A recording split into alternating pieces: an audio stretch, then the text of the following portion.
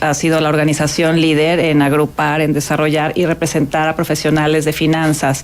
Estamos en 20 ciudades en todo el país, tenemos más de 1,600 socios y las principales especialidades en las que nos enfocamos tienen que ver con temas financieros, económicos y fiscales. Nuestra membresía está integrada por ejecutivos financieros o gente que está muy relacionada con este gremio interesada en finanzas, y uno de nuestros principales objetivos es ampliar el conocimiento financiero y aportar a autoridades, reguladores, información relevante sobre mejores prácticas en cualquiera de estos temas. No representamos a una industria, no representamos a un gremio, sino que tratamos de promover lo que son mejores prácticas y prácticas que generen un bienestar general. Este foro que se organiza el día de hoy aquí en La Laguna tiene invitados de primer nivel. ¿Nos quieres contar? Por supuesto. Bueno, no voy a empezar por orden alfabético, voy a empezar como me vaya acordando. Tenemos por ahí al doctor Alejandro Díaz de León, subgobernador del Banco de México, que ha estado participando muy activamente en diversos foros del IMEF, por lo que le agradecemos también apoyarnos acá en La Laguna. Lo interesante es uno de los nombres que suenan por ahí como posibles sucesores del doctor Agustín Carstens. Tenemos también al doctor Ernesto Derbez, que está participando ahora como candidato, como aspirante a candidato independiente por la presidencia de la República, pues con un currículum que creo que ni siquiera tiene sentido hacer referencia porque todos lo conocemos muy bien, una persona también muy brillante, muy participativa, que también está haciendo su labor de concientizar alrededor del país. Tenemos a Juan Musi, obviamente, que creo que va a estar aquí en un ratito, que viene a hablarnos sobre todo el tema económico, financiero, desde la perspectiva pues de banca, de inversión principalmente. Tenemos también a Luis García, un socio IMEF de mucha trayectoria en Monterrey, que pues también habla sobre temas de inversión. Entonces, en general nos estamos enfocando desde el IMEF, no solo en este foro, sino en los eventos que estamos realizando en todo el año, en cómo detonamos la inversión para crecer en México, cómo generamos ese ambiente de confianza que minimice los riesgos que son percibidos tanto desde afuera como adentro, para lograr esa inversión que nos permita crecer en el largo plazo. No la inversión coyuntural, no capitales golondrinos, no especulativos, sino aquellos que están comprometidos con el desarrollo del país. Claro, la economía ha estado en el candelero de la discusión, porque hay quienes aplauden las políticas económicas que se han venido sosteniendo a lo largo de estos ya casi 6 años del gobierno de Enrique Peña Nieto, y hay otros que fustigan y que cuestionan seriamente el proceder económico del país. ¿Cuál sería la evaluación? Ya prácticamente al cerrar el sexenio de Enrique Peña Nieto, los indicadores, ¿qué indican? ¿Qué nos dicen? Podemos hablar aquí probablemente de un sexenio de claroscuros, de contrastes, porque tenemos por un lado lo que probablemente sea el legado más significativo de esta administración, que es la implementación de las reformas estructurales, que fue un logro el simplemente dar ese paso. Lo que sí es que nos hemos quedado cortos con las expectativas de crecimiento que teníamos con la implementación de estas reformas. Nos hemos quedado cortos en temas de inversión para desarrollarlas al 100%, y un crecimiento que estábamos planteando por encima del 5%, o sea, la expectativa de crecimiento con la implementación de las reformas, pues se ha quedado en el crecimiento mediocre que hemos tenido durante décadas, ¿no? Que con trabajo rebasas el 2%. Entonces te diría que, o sea, un buen inicio en el sentido de implementación de reformas, expectativas que se quedaron cortas en el tema del crecimiento que se está logrando. Y por otro lado, pues también tenemos la situación de un problema muy grave, muy arraigado, que parece haberse exacerbado en esta administración, el tema de la corrupción y su impunidad, que son un lastre tremendo para el crecimiento, ¿no? Entonces diría que probablemente son los dos temas más significativos y los dos relevantes. De alguna forma la historia es la que nos va a dar una mejor perspectiva, ¿no? De qué tan fuerte fue el impacto de estos dos temas. Y sin embargo, la apreciación de lo que se ha venido haciendo desde el Banco Central, desde el Banco de México, es resaltada, y hay opiniones muy positivas hacia las decisiones que se han venido tomando, sobre todo en este empeño del control de la inflación. Y sin embargo, también habrá que decir que es el sexenio, por lo menos de los últimos, donde va a dejar una deuda impresionante y donde las reservas también se les fue mordiendo y mordiendo y mordiendo, y entonces hay un temor y me parece que justificado de que finalmente esto tarde o temprano nos cueste una crisis más de las que conocemos perfectamente bien los mexicanos. Sí, el entorno macroeconómico se ha controlado de alguna forma favorable para tener esa percepción de estabilidad, y lo estamos viendo con las mejoras que ha tenido la calificación crediticia de México recientemente. El tema de fondo es que sí estamos sacrificando el crecimiento de largo plazo al no hacer las inversiones que necesitamos, porque ahorita la prioridad de la autoridad es disminuir deuda, es alcanzar el superávit primario, y entonces estamos con un margen de acción muy, muy limitado. Dependemos de incrementar la recaudación, dependemos de no gastar, pero por otro lado también tenemos incongruencias como que el gasto corriente se sigue incrementando y por otro lado el gasto en inversión se reduce. Entonces, insisto, hay una serie de claroscuros que no nos dejan cómodos en el sentido de que parecería que las prioridades no son necesariamente las que quisiéramos pensando en el largo plazo. No estamos resolviendo en el corto plazo la coyuntura y esto no nos deja margen de acción. Y recordemos además que estamos en una economía ya globalizada donde los riesgos no son nada más los que tenemos localmente. Si fuera solo controlar lo que pasa aquí, pues a lo mejor pudiéramos estar más tranquilos, pero dependemos también de lo que está pasando allá afuera, de sorpresas como Estados Unidos con una bandera proteccionista y China abriéndose a libre comercio. Entonces tendríamos que buscar tener un mayor margen de acción y también estar pensando cómo con nuestros recursos podemos responder ante estos retos de una economía más globalizada y más proteccionista. Ahora, el ritmo de crecimiento del país en el aspecto económico es el que necesitamos, porque luego además casi siempre se tiene que ajustar, ¿no? La expectativa es una y las condiciones con las que se corre el lápiz son unas, y a la hora de la verdad, a la hora del día a día, pues va cambiando y se va transformando.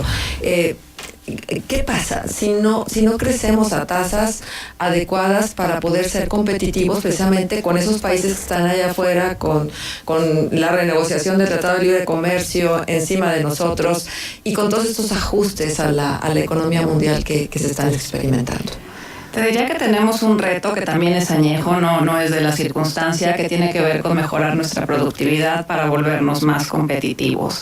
El crecimiento, tenemos muchos años también que andamos rondando el 2%, siendo que lo que se maneja como un crecimiento potencial de la economía mexicana debería estar más bien cercana al 5%. Siempre pasan cosas, ¿no? Tuvimos la implementación de las reformas estructurales y luego la mala suerte de que bajó el precio del petróleo, de que devaluaciones y otros golpes externos, entonces como que siempre encontramos alguna justificación para decir por qué no estamos creciendo, pero definitivamente si no entramos a generar mayor valor agregado, si no dejamos de ser el patio maquilador de Estados Unidos y nos convertimos en la parte de la cadena del valor donde participamos en actividades más sofisticadas que generen mayor valor, que se puedan vender más caras, pues nos vamos a quedar estancados con este crecimiento. Pero, ¿qué es lo que nos falta ahí? Pues más temas de educación, más temas de inversión en infraestructura, en tecnología, que las patentes no vengan de fuera y nosotros aquí nada más las apliquemos y regresemos un producto, sino que las patentes se generen aquí, que el conocimiento se genere localmente.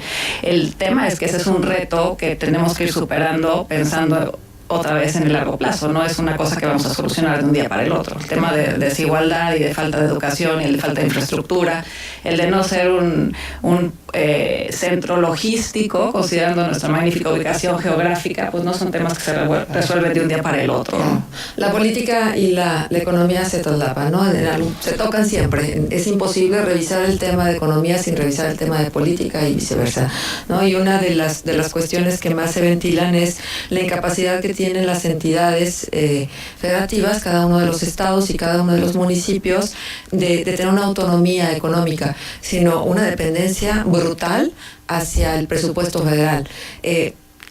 estas prácticas políticas que no les dan libertad y margen de acción desde la autonomía económica, los hace luego sumamente dependientes, y creo que es un lastre que venimos arrastrando y que tal pareciera que no hay por dónde revertirlo, porque sigue siendo el predial y sigue siendo algunos impuestos sobre nómina, por ejemplo, que muchos aducen su irregularidad, pero finalmente existe, los que sostienen prácticamente a los estados desde sus recursos propios. Si la federación en algún momento dado se atorara, pues no habría con qué sostener al resto de las entidades.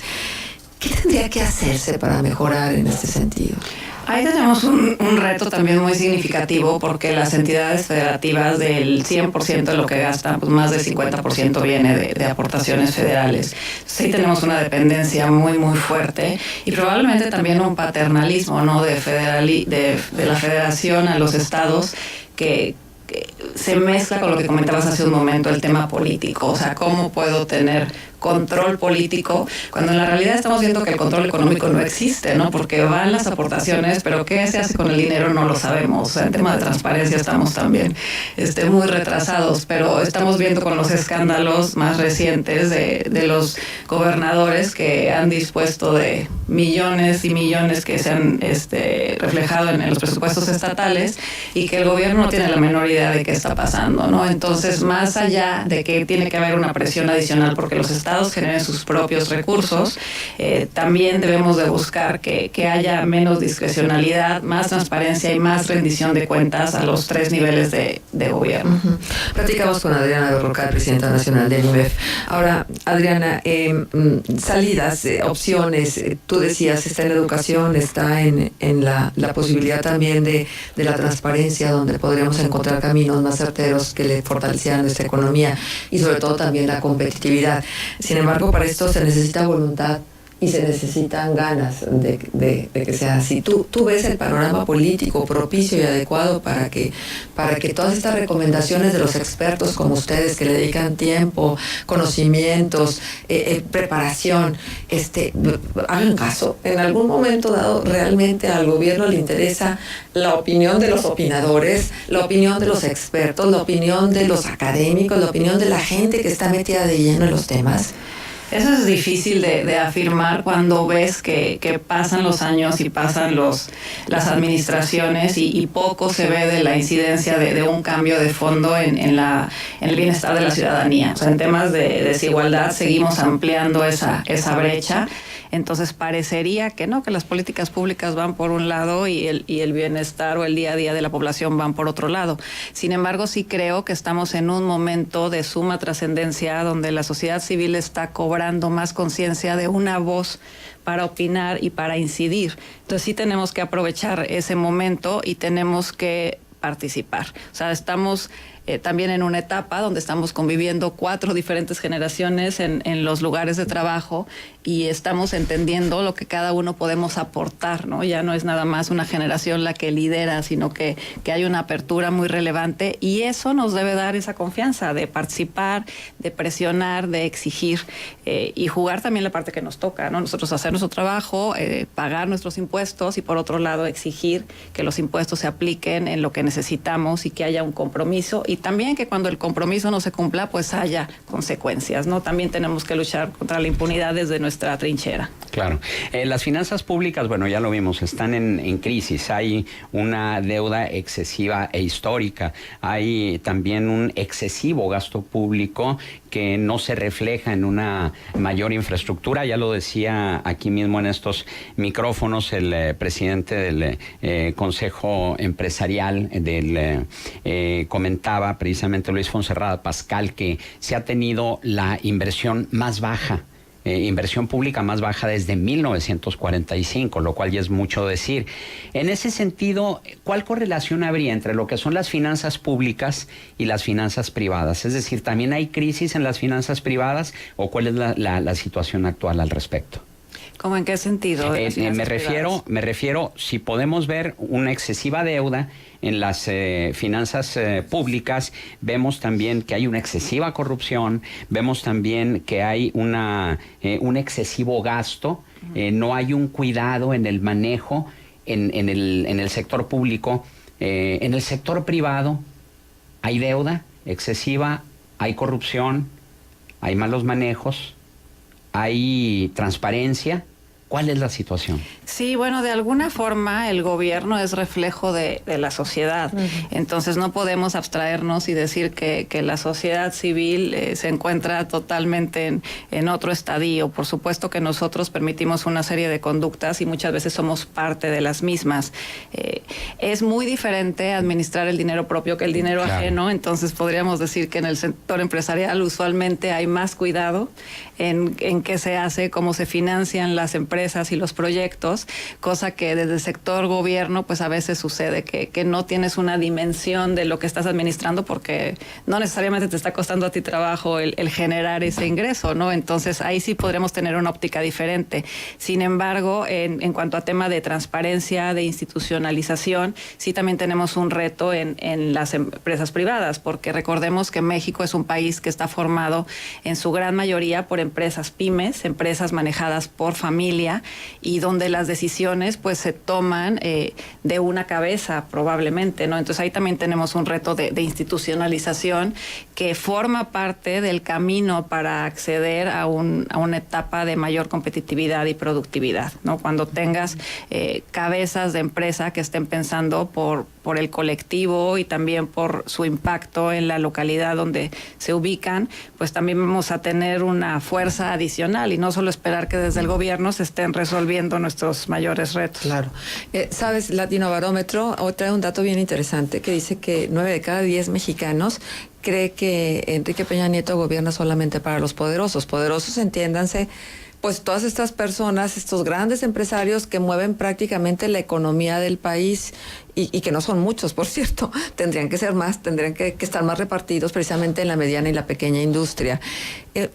¿Te parece, Adriana, que las políticas que se han diseñado son también a su vez proteccionistas de los grandes empresarios? Es decir, los apapachan, los acogen, los exentan de impuestos, les ponen tapete rojo para que pasen en todas las reuniones de cabildeo y de información.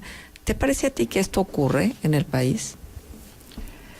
Si vemos los resultados, pues probablemente habría que afirmar que es así, ¿no? Este papel de la gran empresa, que lo que nos ha llevado a los últimos años es una concentración aún mayor de recursos, pues se podría decir que es así, pero también tenemos un ambiente, insisto, que no es nada más dependiente de las fuerzas locales, sino de las fuerzas globales, y lo que estamos viendo a nivel mundial es consolidación en muchos sectores, donde las empresas grandes están comiendo a las chicas y dicen que las que cambian más rápido se comen a las más lentas. Entonces es una combinación donde el que tiene la ventaja competitiva pues la sigue teniendo y no deja de tenerla. Lo que necesitamos buscar es cómo rompemos ese círculo o cómo le damos una ventaja adicional a los que están en etapas más incipientes o los que tienen impacto en zonas o poblaciones más desfavorecidas. Entonces probablemente lo que tenemos es un círculo que se repite a sí mismo, ¿no? Dicen que dinero llama dinero, entonces ¿quién tiene la posibilidad de entrar a ciertos negocios o conocer de cierta información? Claro. ¿Quién tiene acceso a los círculos de poder o de la gente que está informada?